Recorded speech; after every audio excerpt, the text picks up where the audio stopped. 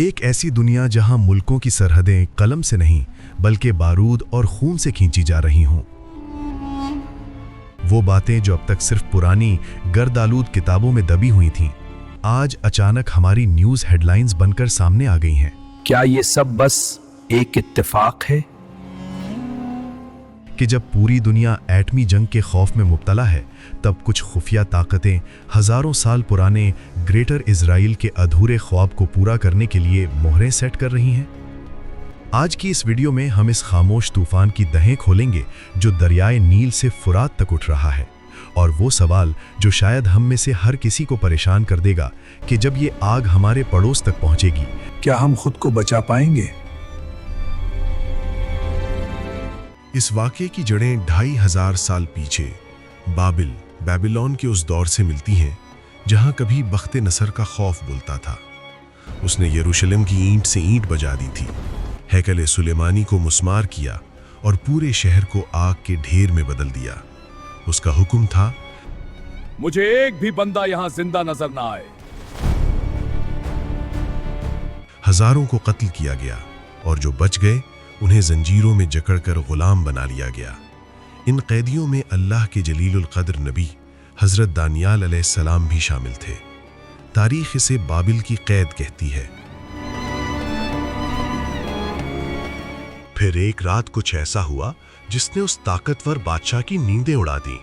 بخت نصر نے ایک ایسا ہولناک خواب دیکھا کہ وہ پسینے میں شرابور ہو کر اٹھ بیٹھا۔ عجیب بات یہ تھی کہ وہ خواب تو بھول گیا، لیکن اس کی دہشت اس کے دل میں بیٹھ گئی۔ اس نے اپنے سارے جادوگروں اور نجومیوں کو اکٹھا کیا اور ایک عجیب شرط رکھ دی، مجھے میرا خواب بھی بتاؤ اور اس کا مطلب بھی، ورنہ تم سب کے سر قلم کر دیے جائیں گے۔ اب کوئی انسان کسی دوسرے کا بھولا ہوا خواب کیسے بتا سکتا ہے؟ دربار میں موت کا سناٹا تھا۔ تب حضرت دانیال علیہ السلام سامنے آئے۔ انہوں نے اللہ کے حکم سے وہ منظر بیان کیا جسے سن کر بخت نصر کے ہوش اڑ گئے۔ اس کا سر خالص سونے کا تھا، سینہ اور بازو چاندی کے، پیٹ اور رانے پیتل کی، ٹانگیں لوہے کی، اور اس کے پاؤں وہ آدھے لوہے اور آدھے مٹی کے تھے۔ پھر اچانک آسمان سے ایک غیبی پتھر گرا جس نے اس بت کے پاؤں پر ضرب لگائی، اور وہ پورا بت ریزہ ریزہ ہو کر ہوا میں اڑ گیا۔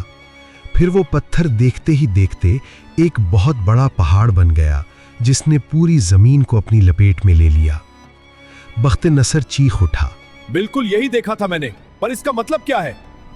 حضرت دانیال علیہ السلام نے وہ حقیقت بیان کی جو آج تک سچ ثابت ہو رہی ہے۔ وہ سونے کا سر خود بخت نصر کی عظیم سلطنت تھی۔ اس کے بعد آنے والی چاندی کی سلطنت ایران کے سائرس اعظم کی تھی، پیتل والی سکندر اعظم کی یونانی حکومت، اور وہ لوہے جیسی سخت طاقت رومی سلطنت تھی۔ لیکن سب سے اہم بات آج کے دور کی ہے۔ وہ پاؤں جو آدھے لوہے اور آدھے مٹی کے تھے، یہ وہ دور ہے جس میں آج ہم جی رہے ہیں۔ طاقتور اور کمزور ملکوں کا ایک ایسا سیاسی مجموعہ جو بظاہر جڑا ہوا ہے پر حقیقت میں مٹی اور لوہے کی طرح کبھی ایک نہیں ہو سکتا۔ اور وہ پتھر، وہ اللہ کا دین اور وہ آخری خلافت ہے جو حضرت عیسیٰ علیہ السلام اور امام مہدی علیہ السلام کے دور میں قائم ہوگی، جو تمام باطل نظاموں کو مٹی میں ملا دے گی۔ دوستو، بخت نصر کا تکبر مٹی میں مل گیا، بڑی بڑی سلطنتیں قصہ پارینہ بن گئیں۔ آج کی نام نہاد سپر پاورز بھی اسی مٹی اور لوہے کے دور کی آخری نشانیاں ہیں۔ جو اللہ ابراہا کو ابابیلوں سے مروا سکتا ہے، وہ آج بھی قادر ہے کہ غرور کے ان بتوں کو پاش پاش کر دے۔ آپ کا کیا خیال ہے؟ کیا ہم واقعی اس عظیم تبدیلی کے دہانے پر کھڑے ہیں؟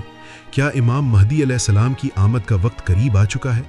اپنی رائے کامنٹس میں ضرور دیں، اور اس سفر میں ہمارے ساتھ رہنے کے لیے چینل کو سبسکرائب کرنا نہ بھولیں۔ اللہ ہم سب کا حامی و ناصر ہو۔ اللہ حافظ۔